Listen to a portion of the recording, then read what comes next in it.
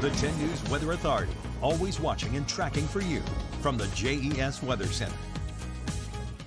And it's been kind of a gross day outside. If you've walked outside, you may notice that it's pretty sticky. The air has that muggy feel to it. I promise better horizons are on the way. We will be clearing up within the next 24 to 48 hours significantly. So some big time changes are on the way. But let's have a look at our SkyCam network. Mostly cloudy skies over top of Southwest Virginia. Temperatures all the way from the upper 60s to the lower 80s. 81 right here in Roanoke, upper 70s across parts of the NRB.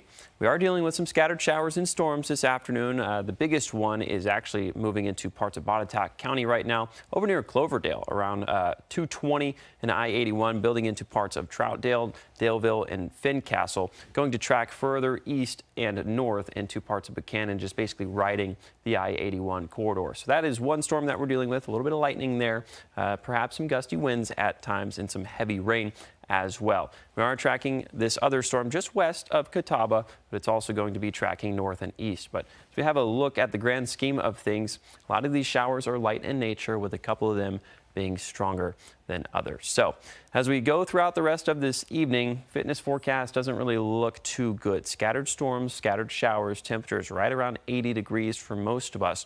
Going to stay in the 70s throughout 9 p.m. It's also going to stay mild and muggy out there even after the showers start to push off, because we're going to stay mostly cloudy. Here's a look at Future Tracker 6 p.m. showing some showers popping up in the NRB. Once we get to about the 8 p.m. hour, there's a little bit of a line that tries to get going. It's going to take a little bit of time for that to get going, but when it does finally get going, it's going to be well off to our east, but still bringing some heavy pockets of rain and some showers.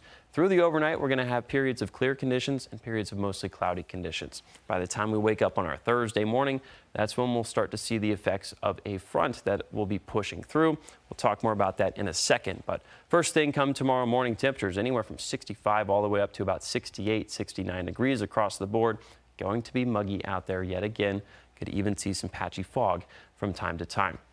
Once we get into sunrise time, about 5, 6 a.m., then we'll start to see that cold front build through.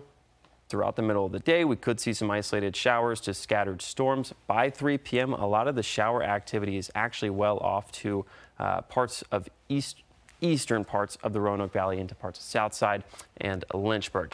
After that, cold front starts to push through around 5, 6 p.m. and then we'll start to clear up significantly and our winds will start to increase. Here's a look at your D-Day 80th anniversary forecast. Temperatures getting up to about 82 degrees out in Bedford, 40% chance of rain through 2 p.m. and then rain tapering off later on in the afternoon. Afternoon high temperatures across the board, 80 to 86 degrees. Some spots could get fairly warm out there tomorrow. So we were just talking about sunscreen. You might need some later in the day as the sun will finally come out. Peak winds gusting on Friday, 20 to 30 miles per hour, then slowly tapering off throughout our Saturday, but still going to be fairly windy out there as we have a last look at your extended forecast. Once we go to the weekend, temperatures are staying in the low 80s and the rain chances return late on our Sunday.